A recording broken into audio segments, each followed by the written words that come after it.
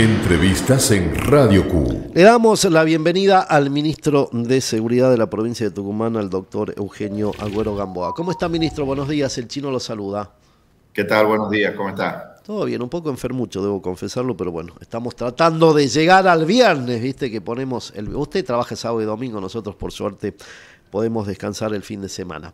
Estuvo de viaje, estuvo en Buenos Aires, participó de algunas reuniones importantes con la ministra de Seguridad Nacional y también con el ministro, sería equiparable, a Bukele, planteando cuál es el plan de seguridad. ¿Me cuenta un poquito, ministro?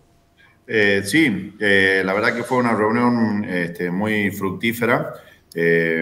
La verdad que, bueno, poder escuchar del ministro de Justicia y Seguridad de El Salvador, poder escuchar de él los hechos, cómo sucedieron las cosas y el haber comparado esos hechos con datos ciertos, con números, con estadísticas, también fue muy bueno. Es decir, que más allá del relato, también ese relato estaba reforzado por hechos. Y bueno, en cuanto a la política que ellos estaban llevando, bueno, es muy importante, ya que tenían una situación muy compleja en cuanto a que, por ejemplo, con respecto a los menores de 13 añes, cuando cumplían los 13 años, ya tenían que formar parte de alguna organización, de alguna de las maras que son pandillas, llamadas pandillas, pero en realidad era una organización muy importante y una organización con una muy buena estructura, es decir, desde arriba hacia abajo tenían quienes dirigían, quienes ordenaban, luego estaban constituidos por 32 familias, por decirlo así, y esas 32 familias tenían 232 subdivisiones o hijos. Claro, era una red. Una red, exactamente, y una red donde cada uno de ellos cumplía un rol determinado, es decir, aquel que se encargaba de la logística, otros se encargaban de buscar las armas, otros de poner el precio para ciertos territorios, otros determinaban quiénes vivían o quiénes morían en ese día. Y eso era todo, ministro, y digamos, dedicados a la droga, a la extorsión, al secuestro, al robo, ocupaban... Eso estaba dedicado no a la droga, sí a la extorsión, perdón, no al secuestro, sí a la droga y sí a la extorsión. Es decir, los comerciantes pagaban allá... la seguridad, entre comillas. Pagaban una cierta seguridad o un canon o un porcentaje de sus ventas, y eso lo iban determinando dependiendo del sector y del sector donde... Y eso ya había cooptado toda la sociedad, estaba en las grandes ciudades y también en todos lados. Exactamente, estaba todo manejado en sí por esta organización denominada Maras. Un estado paralelo, Maras, por decirlo de alguna manera. Claro, y de ahí lo importante de esto es que fue cómo fue el plan y cómo lo fueron tomando y haciendo paralelismo, por ejemplo, con Tucumán, es decir, ellos recuperaron el territorio, Salvador recuperó el territorio que había perdido en manos de estas organizaciones y de estas pandillas. La diferencia con Tucumán es que Tucumán domina el territorio, la policía de Tucumán domina el territorio. Oye, ayer habló de eso, el gobernador hizo alusión a eso. Se nota que estuvo hablando con usted porque dijo la importancia de que manejemos el territorio. Comparado y la experiencia, obviamente no somos El Salvador y creo que nunca lo podremos ser por una cuestión hasta de educación. Siempre hablamos que cuando se aborda el tema de la seguridad hay que abordarlo íntegramente, y la Argentina, por suerte, tiene otro nivel de educación y de formación a la que tiene El Salvador. Pero sí había en algún momento esa preocupación en el sentido de los puntos rojos donde era casi imposible el ingreso de las fuerzas policiales. ¿Eso sigue existiendo en Tucumán, ministro? No. Nosotros, Tucumán tiene el dominio del territorio. En el 100% la policía de Tucumán tiene el dominio del territorio. En El Salvador, o sacando El Salvador, pasa en Brasil también, que, claro, que hay varios lugares donde no entra en Brasil, la policía, por ejemplo, tienen que hacer una incursión militar, claro, muy fuerte para poder llegar. En Tucumán no, en Tucumán la policía de Tucumán domina el territorio, ingresa a aquellos territorios, a cualquier lugar donde la policía de Tucumán quiere ingresar, ingresa. Eso no pasa en Tucumán. Y ellos plantearon en la experiencia de El Salvador de también una urbanización de los sectores, porque por lo general, digamos, estos sectores son villas donde no hay infraestructura. Buenos Aires lo hizo en algún momento, al darle infraestructura a las villas que eran complicadas, permitió también la inserción, por decirlo de una manera, de esa sociedad dentro de la ciudad.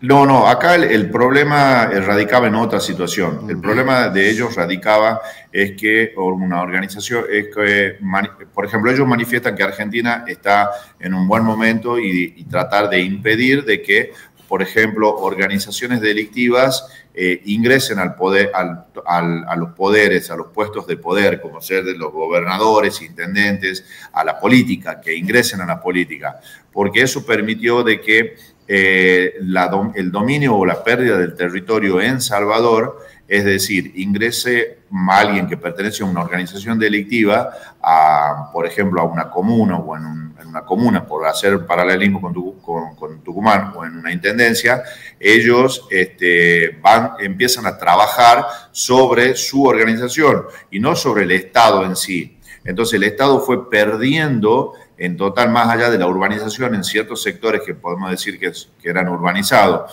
una parte céntrica, un barrio de clase media, no obstante eso, estaba perdido ese territorio, estaba en manos de... Claro, digamos, llegaban a través del voto popular estos mismos delincuentes a ocupar cargos donde tenían una política dirigida hacia las maras y no hacia la sociedad.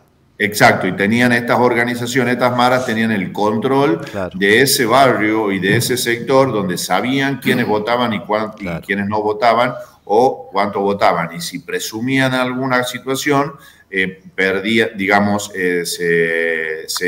venía el castigo.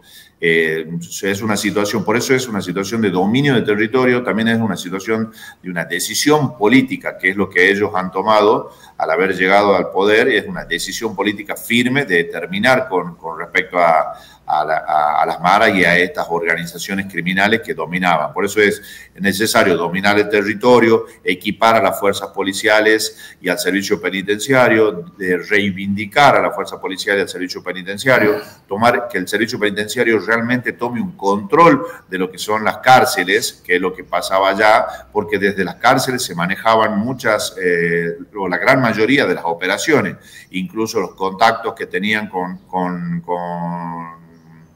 México, con la organización mexicana que distribuye la droga en Estados Unidos. Los tipos estaban detenidos, pero seguían manejando la organización a través de celulares. Exactamente, por eso fue importante para ellos, y como decimos nosotros, no estamos en el mismo nivel, pero sí estamos avanzando en paralelo a reivindicar a lo que haga la fuerza policial, reivindicar al servicio penitenciario y tomar el control de lo que son las cárceles, porque desde las cárceles ellos organizaban, decían, sacaban los tickets de la muerte, quién moría, quién vivía, o los chicos cuando tenían 13 años, o sea, como para que usted vea la diferencia, cuando se va dejando, en los 13 años tenían el rito de iniciación, claro, tenían el rito de iniciación en alguna pandilla, o se tenían que ir de El Salvador o morían. Claro, era como pertenecer, no tenían otra alternativa más que pertenecer. Habló con la ministra Bullrich en algún momento hace unos días atrás, semanas atrás, hizo un mensaje diciendo que en Tucumán habían bajado las estadísticas delictivas y la ministra lo replicó. Habló en esta jornada, aprovechó para hablar algunos anuncios. ¿Cómo ve y cómo evalúa el tema de lo que vienen realizando, sobre todo en Rosario, ¿no? Uno ve las estadísticas y es impresionante cómo bajó en Rosario la tasa delictiva.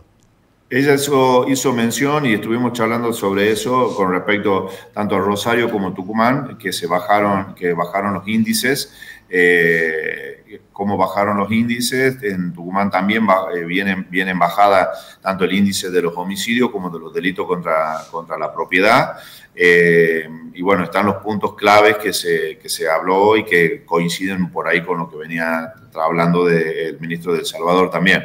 Entonces, es la decisión política, la reivindicación de la fuerza, el equipamiento de la fuerza, el control de las cárceles y luego el dominio territorial, y ahí la aplicación de los distintos recorridos policiales o cómo es la estrategia policial que se va tomando. Tengo un amigo magíster en política pública que siempre dice lo fundamental de la percepción de riesgo. Equipar a la policía, brindar que estén en la calle, eso crea una percepción de riesgo en el delincuente que se complementaría cuando la justicia determine en tiempo y forma las penas. ¿Sería el eslabón que está faltando, ministro? Yo creo que se están uniendo todos esos eslabones. Hoy tenemos una acción rápida también. No nos olvidemos que ¿qué es lo que yo creo que una de las cosas que favorecía era que si yo cometía antes yo cometía un delito y pasaban 8 o 10 años hasta que era juzgado, si es que era juzgado. Si se trataba de un homicidio, claro, siempre era juzgado hasta 8 o 10 años. Sí. Pero durante 10 años yo seguía como impune en ese delito. Entonces te vas sintiendo impune. Si yo hoy le robo el auricular y no pasa nada, y mañana le robo el micrófono y no pasa nada, entonces sigo aumentando. Claro, que eso es lo que hablamos de la percepción de riesgo, decir, bueno, pago una pena si cometo un delito. Exactamente, pago una pena si cometo un delito. Hoy, con el nuevo Código de Procedimiento Penal y el accionar policial, el accionar de la justicia y las investigaciones también, que van muy coordinadas ya con el Ministerio Público Fiscal, eso está ayudando muchísimo, también a que se piense un poco más o se vaya bajando esto. Incluso aquellos que cometen el delito estén bajo estén en donde deben estar, detenidos, cumpliendo una pena. Entonces, esa es más o menos la situación, que se está uniendo. Claro, que hay un trabajo mancomunado y que no queda nada librado al azar. La policía, la prevención, el accionar y la condena. Quedando un control más fuerte sobre las cárceles, que creemos que lo vamos a lograr tener con respecto a con Benjamín Paz. Hoy es la falencia estructural más importante, el tema de Exactamente. Y luego el haber mostrado una decisión firme del gobierno también dentro de las cárceles a aquellos que amenazaban al personal del servicio penitenciario o que atentaban contra el normal desenvolvimiento de la vida dentro del servicio penitenciario, que han sido trasladados a la cárcel de máxima seguridad de Buenos Aires. Claro. ¿Sabés que vos sos más joven, pero en algún momento, cuando así por ahí policiales en el diario, se hablaba de que había como un número, obviamente imaginario o creado de estadística, no había tantas estadísticas en ese tiempo, de que decían la policía de Tucumán sabe cuántos delincuentes y el grado de peligrosidad tiene cada uno. ¿Existe eso de decir, bueno, en Tucumán hay tanta cantidad de malvivientes, como le decíamos en ese tiempo? ¿Existe eso? ¿Se multiplica día a día o es como estancado el tiempo esta parte?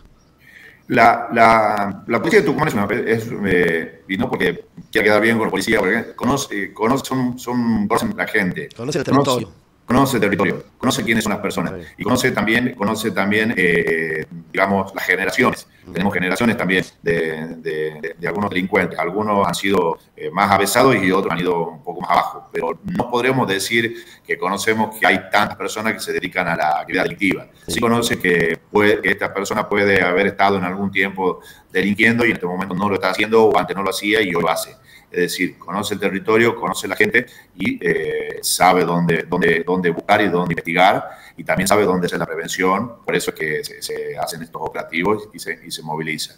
Hay un conocimiento que se va transmitiendo a medida que se van retirando, a medida a lo largo del carrera de un policía, se van transmitiendo esos conocimientos y esa gente. Por eso ahí hay ediciones especiales, que son como por ejemplo el grupo antimecheras o el que trabajan en la calle, la estrategia que toman ellos para trabajar y controlarlos, las salideras bancarias, que lo hace la División de Robo y Hurto, conoce quiénes hacen esa tarea. Entonces, ese es el conocimiento y el estudio y la especialización que van llevando en cada una de sus bases. Ministro, le agradezco la comunicación, no le robo más tiempo, buen fin de semana y que descanse.